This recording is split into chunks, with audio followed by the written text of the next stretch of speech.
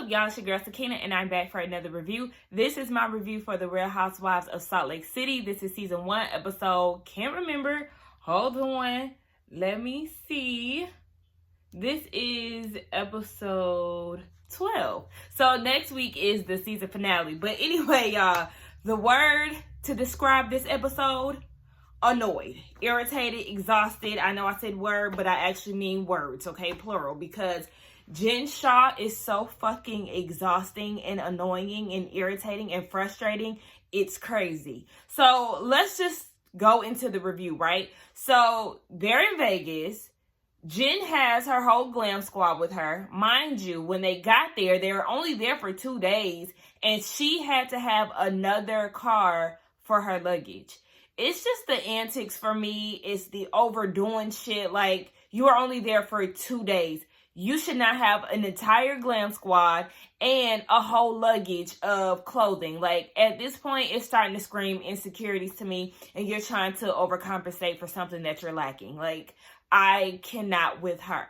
So we see that Whitney Rose is talking to Heather. You know, she's on cloud 9 because they did the racetrack driving and all of that. So she's telling Heather about how she made up with the brunettes and they're on the right track. She's thinking that, you know, tonight is going to be a good night because we're all on the same page. Ha! Psych! You know why? Because Jen Shah is upset with your ass. So Heather tells her, like, girl, I talked to Jen and she's still mad about Sharif's party. Whitney's whole thing is like, oh my gosh, okay, I mean, in my face, it's a whole nother story, but behind my back, you still got this pressure. She's not here for it, and I totally understand because which one is it? Bitch, you mad or you not? But like I said in my previous review, we already seen this shit coming because she wanted to forgive her at the spa, but in her confessional, she said that she was still mad about it. So we see the brunettes. They're sitting down. They were supposed to meet the rest of the group, but they got there first. So they're just, you know, reflecting on the day. They had a good time at the racetrack. And then they did a cheers. And Lisa talking about cheers to us and our driving skills.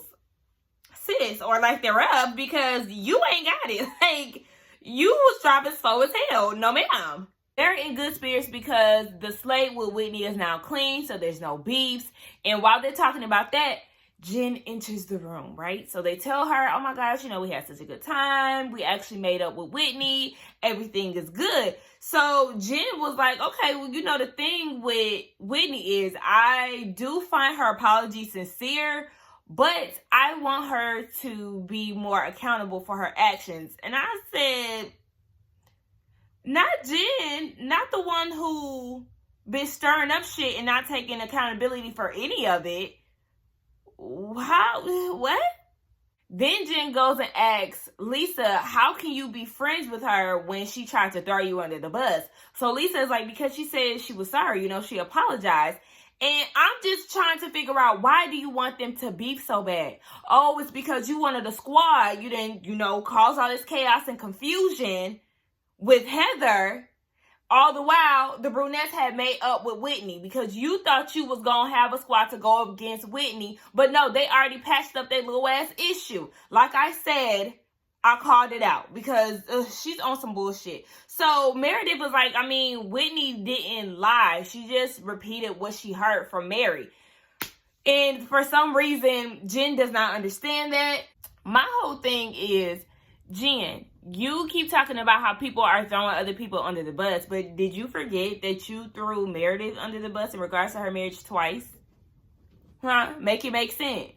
So then she gets up in arms, honey. She, you know, started getting loud and cussing and doing all of this. So she was like, I'm y'all's friends and I stuck up for y'all. And I'm just like, they don't owe you anything. They don't owe you anything. This situation is not even that serious. So I'm not understanding why you feel so entitled to it. Like, girl, get the fuck over it. So then she said that she was on the side of what's right and what's wrong. At this point, what are we even talking about? At this point, Meredith is like, you know what? I will not engage in this. You know, that's her favorite saying. So she got up and she left.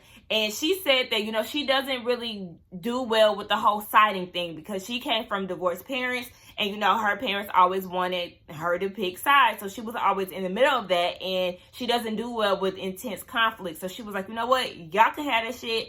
I'm out. And then Lisa sticks around and she's talking to Jen. And Jen is like, oh my gosh, she got up and But yet you got up and left down at the spot when she wasn't going your way and you was splashing the camera. So, I mean, so the fuck what? She didn't want to deal with that shit. You with the shits again, and Meredith got up for the second time. The first time was at the speakeasy party, and she left. Like, she don't get down with that shit, and I don't blame her because don't nobody want to deal with the ignorant fuckery that Jen brings. So she's talking to Lisa, and she's asking, do you think Whitney is a better friend than me?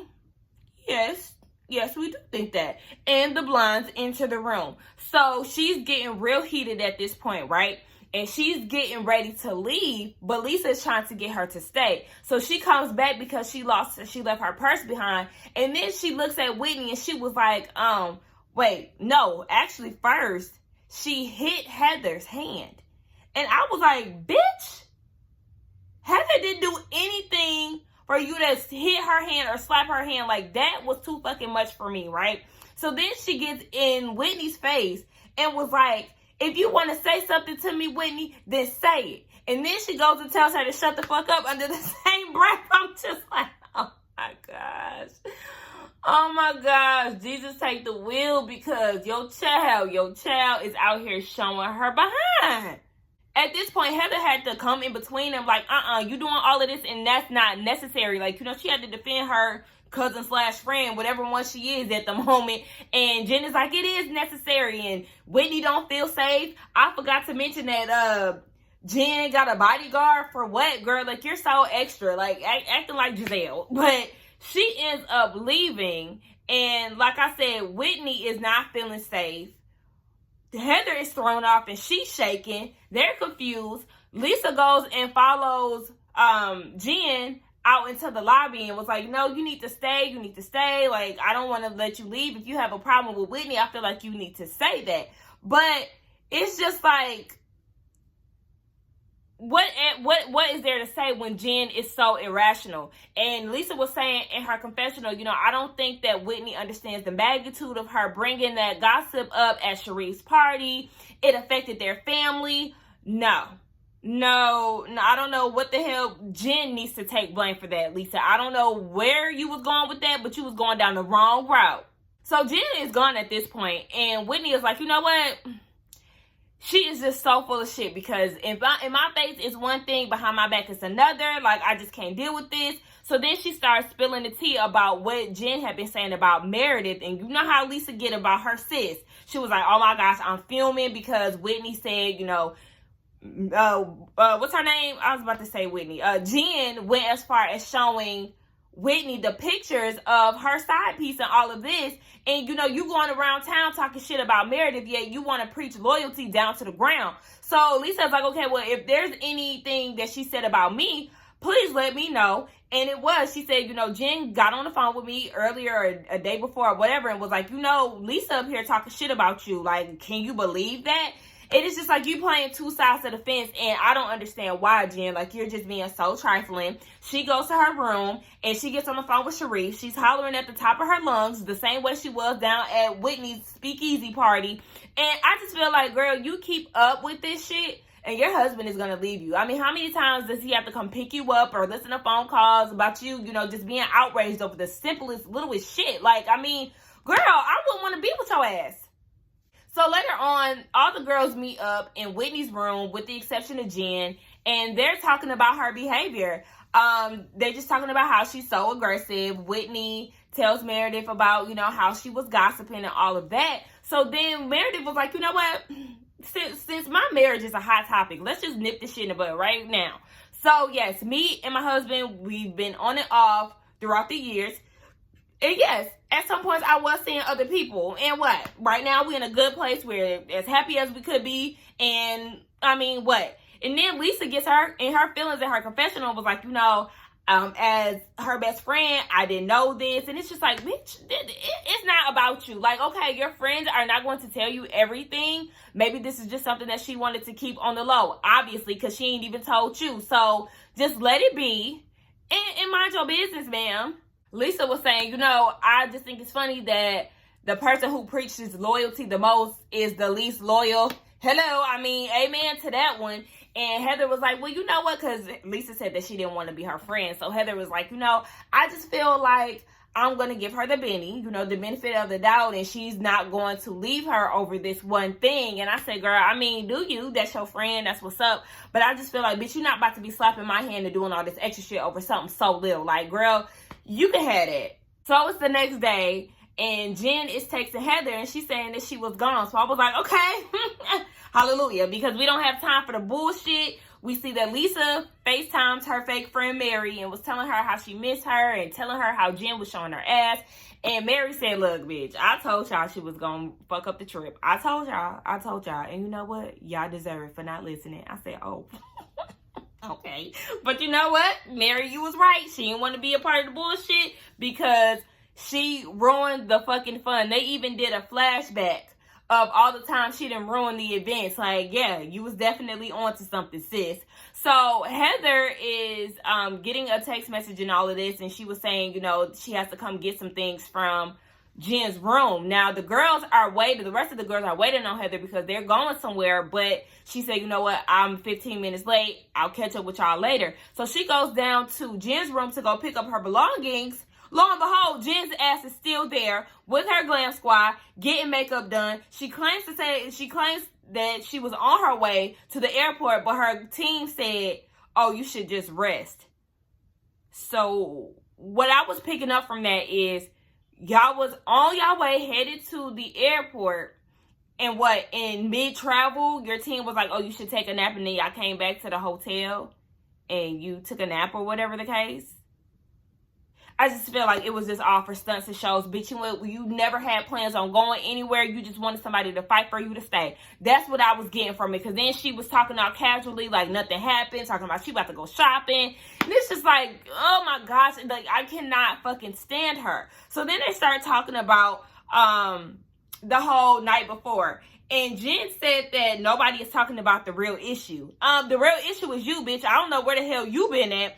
And then she was like, I'm not mad at the brunettes for making up with Whitney. Yes, the fuck you are. And then she said that she can't move on until Whitney admits that she was lying or the brunettes admit that they're scared of her. What are you going to gain from that information? I mean, what are you really going to gain from that information, bitch? You don't need a clear yes or no because the shit is so frivolous. Like, bitch, let it go. At the end of the day, the brunettes are not scared of her. Look at how she was acting yesterday. Last night, the night before. She had her hands all up in Meredith's face. Meredith was calm, cool, and collected. She was, doing all this hollering, cussing, and fussing. And Lisa is chasing her down in the lobby. These girls ain't scared of you. They just don't like your antics. You're exhausting and you suck the fun out of shit. So that's why they don't want to tell you certain shit and all of that because don't nobody want to deal with all of that. Then she goes and says that, my family suffered. And I'm like, yeah, they suffered because of your ass. Because your drunk, messy ass don't know how to keep control of your damn emotions. So Heather was like, because then she started going into like this whole other story about like, how certain shit need to be said and all of this. And Heather was just like, girl, the person that fucked up is you. And I said, shout out to Heather for speaking her mind and not kissing ass. Your friend is on some trash shit, so shout out to you for keeping it all the way 100 with her. And then Jen goes and says, how did I fuck up? Heather was like in her confessional, you know what? It's the no accountability for me because, this bitch is in La La Land. Now we see the rest of the girls, Whitney, Meredith, and Lisa. They went to a hypnotist. I think I'm saying it like that. Don't judge me if I'm pronouncing it wrong. But, basically they just want to tap into their subconscious. So the girls get there, Heather and Jen, and Whitney, Meredith, and Lisa looking like, what the fuck? Like the energy just shifted because they didn't expect to see Jen there. And that would change my mood too, bitch. You didn't fuck the night up before. I don't really want to see you today. So, I feel where they were. So, Jen said that she came to see who her real friends are. And I'm just like, girl, shut the fuck up. So, the hypnotist is saying, she feels tension. The energy is a little bad. So, then Jen goes into the story of telling why the energy is so off. And then she starts crying. And I'm feeling like she's just using her tears for sympathy. And the people are not buying it. Neither am I. Girl, we don't want to hear all that shit because it's not about you. So Meredith did say, I think that Jen is a little out of touch with reality. Like, girl, what the hell are you doing? So it's just like when Jen is confronted with the shit that she says, all of a sudden she never said that and she doesn't know what's going on. And I don't like that. So she said that, Whitney said that she feels like Jen is, you know, still blaming her for throwing the glass. So then Jen goes and says she's confused and doesn't understand why Whitney chose Sharif's party to tell her that little bit of info about Mary and what the brunette said. Girl, it don't matter. Okay, let's just be honest. Let's be honest here. It don't matter where Whitney told you.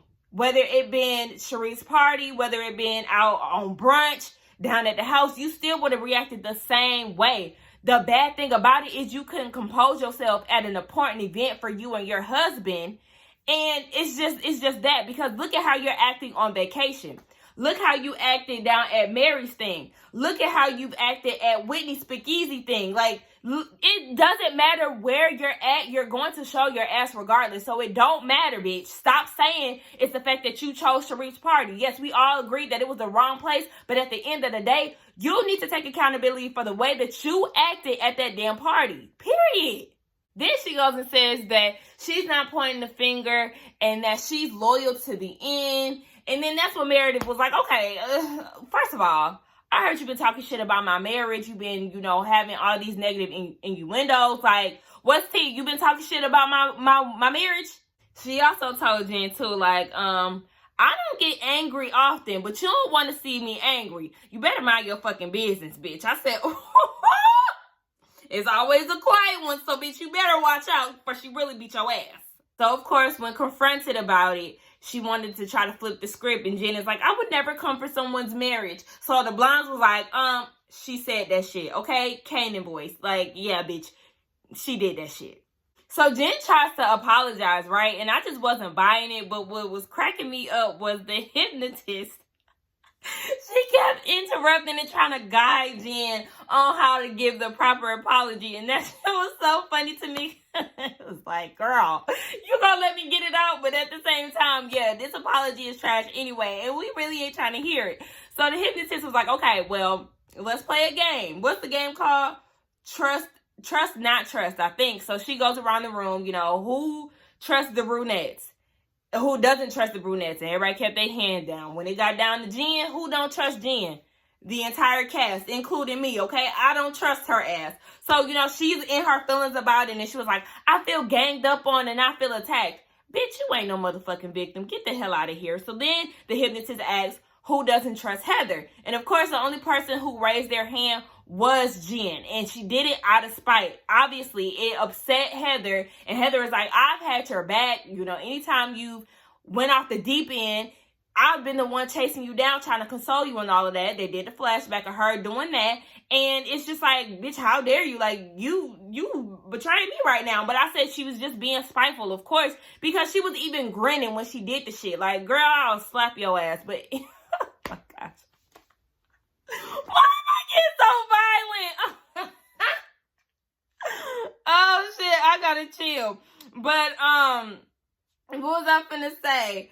Yes, Heather said that last night was so aggressive and directed to me, and really, you've been a shitty friend. So Jen thinks that her actions are justified because it's her family. So, you know, even if it wasn't anything regarding her family, the shit wasn't about her family, she just feels like because it was at a family setting that she had to set the shit off. And it's just like, girl, your logic is trash as fuck. Like, I just don't understand her. I don't understand her. So then she goes and says that she's been a good friend to Meredith and Heather. Sis, how the hell do you think that you've been a good friend and loyal to Meredith? Please answer that. Like, I would like for Andy or somebody to ask Jen that, and I want to see her response. Because, bitch, no, you have not. You have not been a good friend to Meredith whatsoever. Like, you got the game fucked up, and you need to go back into the dictionary and really learn the definition of loyalty, because, bitch, you ain't it. Y'all, that was the end of the episode. Jen Shah is just trash. Like, she needs to be on somebody's couch because the bitch is crazy. Y'all let me know what y'all thought about this episode. Let's get down in the comments and talk about this damn train wreck that is Jen Shah. Don't forget to like, comment, and subscribe to my channel, and I will see y'all in the next one. Bye.